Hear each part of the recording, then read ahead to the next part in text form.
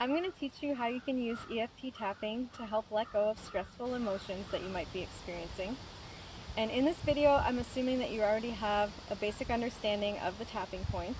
So if you don't already know them, you can always refer to my other video where I explain them in more detail to learn them a little bit first before we actually apply them to the process. So EFT tapping combines acupressure and mindfulness in order to help emotions leave the body a little bit quicker than they might normally naturally do in their own time. And so we're going to start this process with some mindfulness about whatever emotion is causing us some distress. So to do that, we're going to tune into the body and qualify and quantify that emotion. So I'll start by using anxiety as an example, but you can use this for sadness or anger or any emotion that you're feeling, really. So as I tune into my body, I'm going to see where that anxiety is and what it feels like. So for the sake of my example, I've got anxiety that's in my chest and it feels kind of like a fluttering feeling.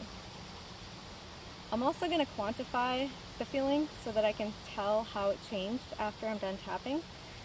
So to do that, you can use a whole bunch of different ways, but my favorite is what I like to call a how bad is it anyway score, also known as a SUD score, or subjective unit of distress score. So essentially you take a scale from 0 to 10, 0 being it's pretty neutral, you're not really distressed about it, and 10 being it's about as bad as you can imagine. And then you assign a number on that scale. So for the sake of my example, I'm going to say that that fluttering in my chest that I feel as anxiety is at a 6. And don't stress out about getting it perfect. It's really just for your own reference, so you can't really mess it up or anything. Don't let that stop you. So now that I've checked in and become more mindful of what the emotion actually feels like to me, the next thing I'm going to do is create some words that we'll use in the tapping sequence to help bring that in mind and tune into that body sensation.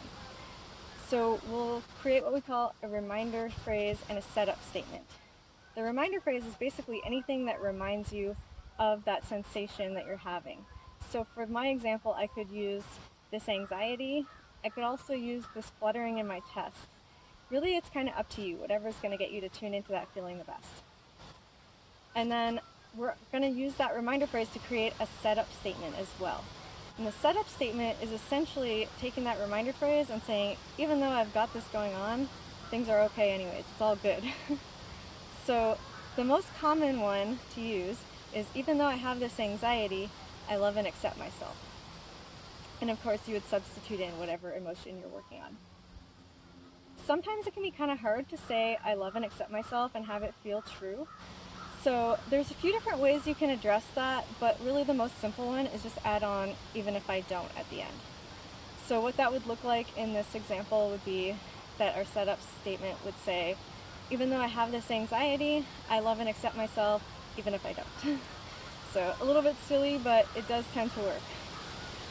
So now that we've got our words all figured out and we're tuned into what we're feeling, we can go ahead and start tapping on the side of the hand point as we repeat the setup statement 3 times. And basically this side of the hand point is only going to be used as we're doing the setup statement.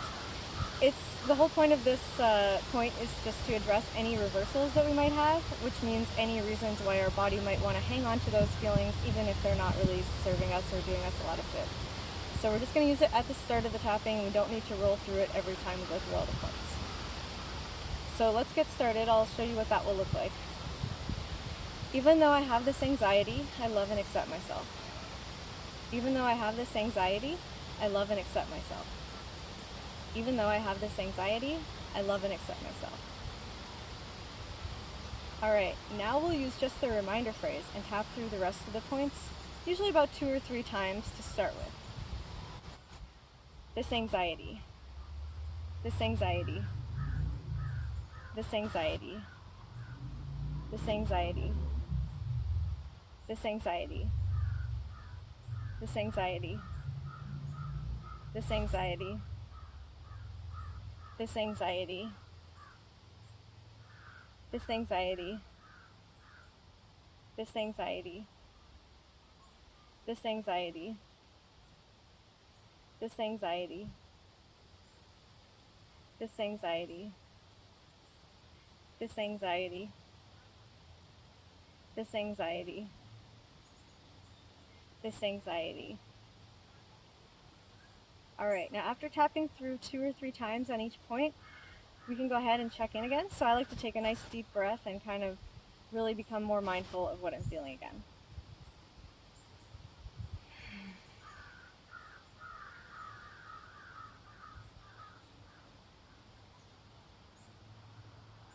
And here we'll be using the same process as we did before we started our actual tapping.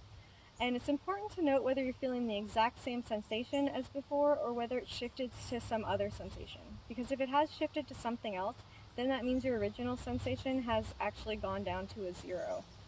So that's a really good thing to take note of because it means you've gotten some really good results already, even if you're still feeling something. So for example, if I was feeling, instead of a fluttering in the chest, now a tension in the chest, that's a different sensation. So that's something to note. It's also possible that your sensation has decreased or increased in the score. So for our example, we could say that mine has gone from a 6 to a 2 for that same sensation of fluttering in the chest.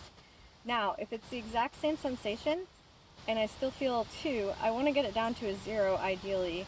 I can skip the side of the hand point because I've already addressed that on this tapping sequence. So I'll just tap through the points 1 or 2 more times and then check in again. This anxiety, this anxiety, this anxiety, this anxiety, this anxiety,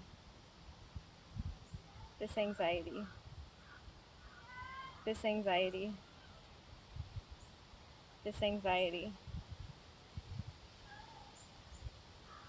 All right, and then I'm going to check in again.